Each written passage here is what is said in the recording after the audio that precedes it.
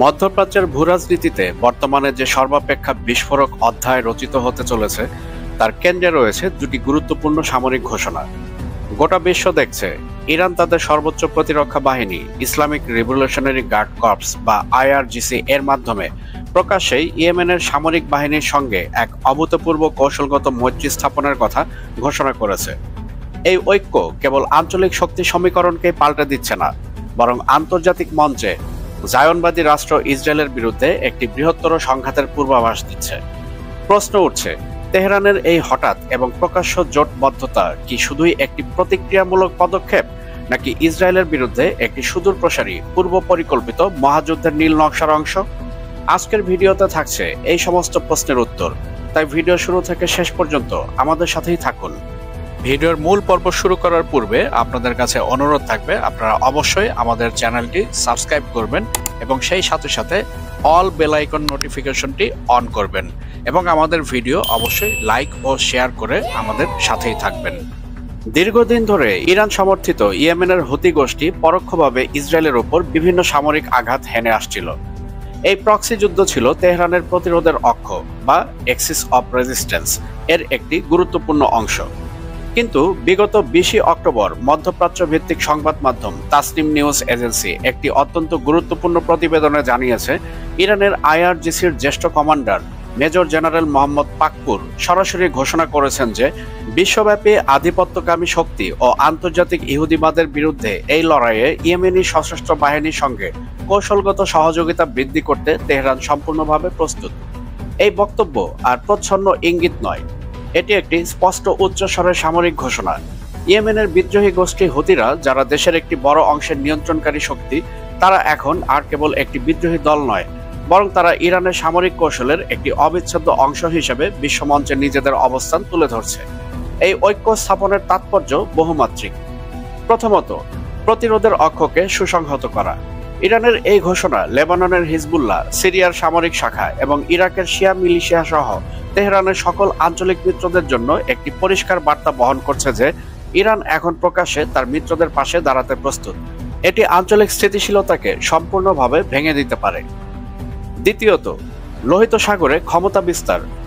ইয়েমেনের ভৌগোলিক অবস্থান লোহিত সাগরের প্রবেশপথে অত্যন্ত গুরুত্বপূর্ণ। হুতিদের সাথে ইরানের ঘনিষ্ঠতা বৃদ্ধি পাওয়ায় তেহরান এখন এই অত্যন্ত গুরুত্বপূর্ণ আন্তর্জাতিক নৌপথের উপর আরও বেশি নিয়ন্ত্রণ আরোপ করার ক্ষমতা পাবে। ইসরায়েলের বিরুদ্ধে সম্ভাব্য সংঘাতে এটি সামরিক ও অর্থনৈতিক অবরোধের ক্ষেত্রে এক মারাত্মক হাতিয়ার হতে পারে। তৃতীয়ত, ইসরায়েলের উপর বহুমুখী চাপ সৃষ্টি। ঐতিহাসিকভাবে ইসরায়েল তার উত্তরে হিজবুল্লাহ এবং পূর্বে সিরিয়া ইরাক সীমান্তে ইরান সমর্থিত গোষ্ঠীগুলোর কাছ থেকে হুমকির সম্মুখীন। এখন ইয়েমেন থেকে সরাসরি আক্রমণের সক্ষমতা ইসরায়েলের প্রতিরক্ষা ব্যবস্থাকে দক্ষিণ দিকেও গুরুতর মনোযোগ দিতে বাধ্য করবে।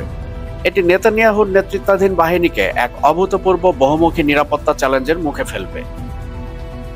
মেজর জেনারেল মোহাম্মদ পাকপুরের স্পষ্ট ঘোষণা ছিল, পশ্চিমা শক্তি এবং ইহুদিবাদীদের মোকাবেলায় ইয়েমেন সামরিক বাহিনীর সাথে কৌশলগত সহযোগিতা বৃদ্ধি করবে ইরান। এই উক্তিটি কেবল সহযোগিতা নয়, বরং একটি সমন্বিত সামরিক পদক্ষেপের সুস্পষ্ট ইঙ্গিত দেয়। ইসরায়েল একটি অত্যন্ত শক্তিশালী প্রযুক্তিগতভাবে উন্নত সামরিক বাহিনী IDF দ্বারা সুরক্ষিত, যা তাদের আকাশ প্রতিরক্ষা ব্যবস্থা আয়রন ডোম এবং অ্যারো ক্ষেপণাস্ত্র দ্বারা সুরক্ষিত। তবে ইয়েমেন থেকে আসা হুতিদের হামলা, বিশেষত সাম্প্রতিক সময়ে ব্যবহৃত প্যালেস্টাইন 2 মডেলের মতো দূরপাল্লার ব্যালিস্টিক ক্ষেপণাস্ত্রগুলি ইসরায়েলের আকাশ প্রতিরক্ষাকে নতুন পরীক্ষার মুখে ফেলেছে। মূলত এই সংঘাতের প্রকৃতি হবে সম্পূর্ণ ভিন্ন। এটি কেবল সম্মুখ যুদ্ধ নয়, বরং একাধিক প্রক্সি শক্তির মাধ্যমে ইসরায়েলের বিভিন্ন লক্ষ্যবস্তুকে একই সঙ্গে আঘাত হানার একটি সমন্বিত কৌশল। হুতিদের আক্রমণ, হিজবুল্লাহর মিসাইল এবং ইরানের নিজস্ব ক্ষেপণাস্ত্র সক্ষমতার সম্মিলিত প্রয়োগ ইসরায়েলের জন্য এক দুঃস্বপ্ন সৃষ্টি করতে পারে। গাজা উপত্যকায় ইসরায়েলের প্রধানমন্ত্রী বেনিয়ামিন নেতানিয়াহুর যুদ্ধবিরতির ঘোষণার পর ইয়েমেনের হুতি বিদ্রোহীরাও ইহুদিবাদীদের বিরুদ্ধে তাদের ক্ষেপণাস্ত্র হামলা বন্ধের কথা জানায়। আপাতদৃষ্টিতে এই বিরতি শান্তির বার্তা দিলেও সামরিক প্রস্তুতিতে তাদের বিন্দুমাত্র শিথিলতা ছিল না। তাদের এই যুদ্ধবিরতিকে কৌশলগত বিরতি হিসেবেই দেখা হচ্ছে, যাতে তারা পুনরায় শক্তি সঞ্চয় করতে পারে। ঠিক এই পরিস্থিতিতেই ইরান তাদের সাথে প্রকাশ্য জোটের ঘোষণা দিল। সামরিক বিশ্লেষকরা বলছেন, এর অর্থ হলো হুতিদের কাছে নতুন এবং আরও উন্নত অস্ত্র সরবরাহ হতে পারে। যদিও ইয়েমেন দাবি করে যে প্যালেস্টাইন 2 মডেল ক্ষেপণাস্ত্রটি তারা দেশীয়ভাবে তৈরি করছে, কিন্তু ইসরায়েল ও যুক্তরাষ্ট্র সহ পশ্চিমা রাষ্ট্রগুলোর দীর্ঘদিনের দাবি হলো ইরান সরকার হুতিদের অর্থ ও সামরিক সরঞ্জাম দিয়ে নিয়মিত সাহায্য করে আসছে। পশ্চিমাদের এই দাবির পিছনে অনেকগুলো যৌক্তিকতাও রয়েছে। এর মধ্যে প্রথমে আসে প্রযুক্তিগত স্থানান্তর। ইরান তাদের উন্নত ড্রোন যেমন শাহেদ সিরিজের ড্রোন এবং নির্ভুল ব্যালিস্টিক মিসাইল প্রযুক্তি হুতিদের হাতে তুলে দিতে পারে। দ্বিতীয়ত, বিশেষজ্ঞ প্রশিক্ষণ। আইআরজিসির সামরিক বিশেষজ্ঞরা হুতি যোদ্ধাদের নতুন সামরিক কৌশল এবং উন্নত অস্ত্র পরিচালনায় প্রশিক্ষণ দিতে পারে। এবং তৃতীয়ত, আর্থিক ও লজিস্টিক সমর্থন। একটি দীর্ঘমেয়াদী সংঘাতের জন্য প্রয়োজনীয় লজিস্টিক সমর্থন ও বিপুল পরিমাণ আর্থিক সহায়তা ইরান সরবরাহ করতে পারে ইয়েমেনকে। তবে তেহরান বরাবরের মতোই পশ্চিমাদের এই অভিযোগকে ভিত্তিহীন বলে প্রত্যাখ্যান করে আসছে। তারা যুক্তি দেয় যে তাদের সমর্থন কেবল রাজনৈতিক এবং আদর্শগত, সামরিক নয়।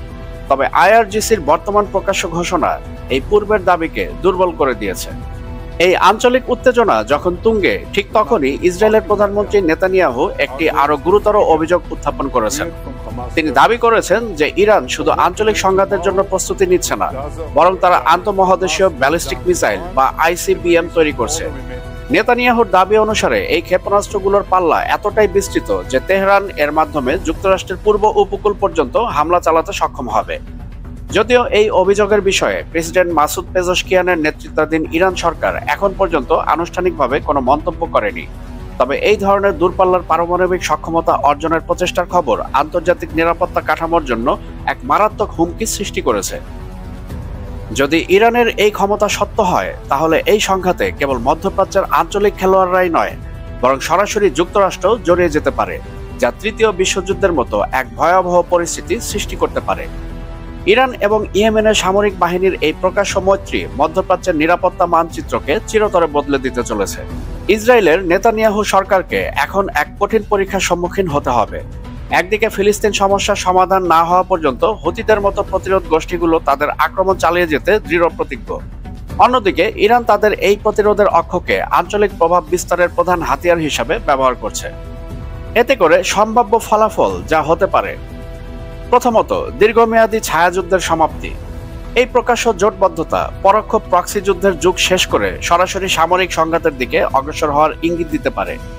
দ্বিতীয়ত, লোহিত সাগরে আন্তর্জাতিক হস্তক্ষেপ।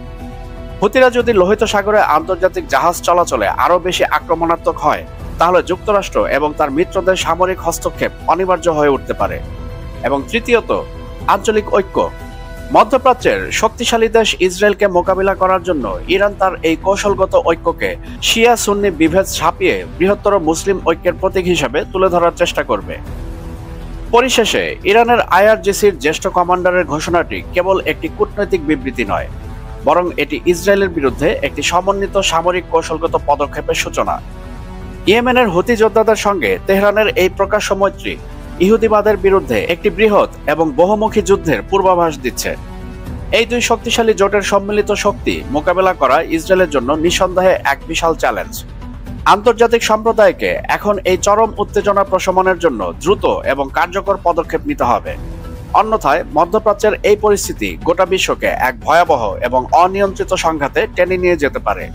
নেতানিয়াহু ও পেজশকিয়ানের নীরবতা ও সামরিক প্রস্তুতি উভয়ই আগামীর এক অন্ধকারাচ্ছন্ন ভবিষ্যতের দিকে ইঙ্গিত করছে। বন্ধুরা, আপনারা কি মনে করছেন? আপনাদের মূল্যবান মতামত কমেন্টসের মাধ্যমে অবশ্যই আমাদেরকে জানাবেন। বন্ধুগণ, আজকের বিশ্ব আপনাদেরকে সঠিক সংবাদ প্রদানের জন্য বদ্ধপরিকর। তাই আমাদের ইউটিউব চ্যানেলের পাশাপাশি আজকের বিশ্ব .প্রেস এর যাত্রা শুরু হয়েছে, যেখানে আপনারা এক পাতাতেই পেয়ে যাবেন আন্তর্জাতিক সব গুরুত্বপূর্ণ খবর এবং সেই সাথে সাথে রাষ্ট্রীয় খবরগুলো। এবং এর পাশাপাশি অনুরোধ থাকবে আমাদের ফেসবুক পেজও আপনারা অবশ্যই ফলো করবেন, যাতে করে নিত্য নৈমিত্তিক সব ধরনের আপডেট আপনারা সহসাই পেতে পারেন। ভিডিও শেষ করার পূর্বে আপনাদের কাছে অনুরোধ থাকবে আমাদের ইউটিউব চ্যানেলটি অবশ্যই সাবস্ক্রাইব করবেন এবং সেই সাথে সাথে all bell icon notification on করবেন, যাতে করে পরবর্তী যে কোনো ভিডিওর আপডেট আপনি সরাসরি পেতে পারেন। এবং সেই সাথে সাথে আমাদের ভিডিও লাইক ও শেয়ার করে আমাদের সঙ্গেই থাকবেন। বন্ধুগণ, ভিডিও আজকার দীর্ঘায়িত করছি না। আমি আপনাদের সবার সুস্বাস্থ্য কামনা করছি। আপনারা সবাই ভালো থাকবেন, সুস্থ থাকবেন। আজকের বিষয়ের সাথে থাকার জন্য আন্তরিক ধন্যবাদ।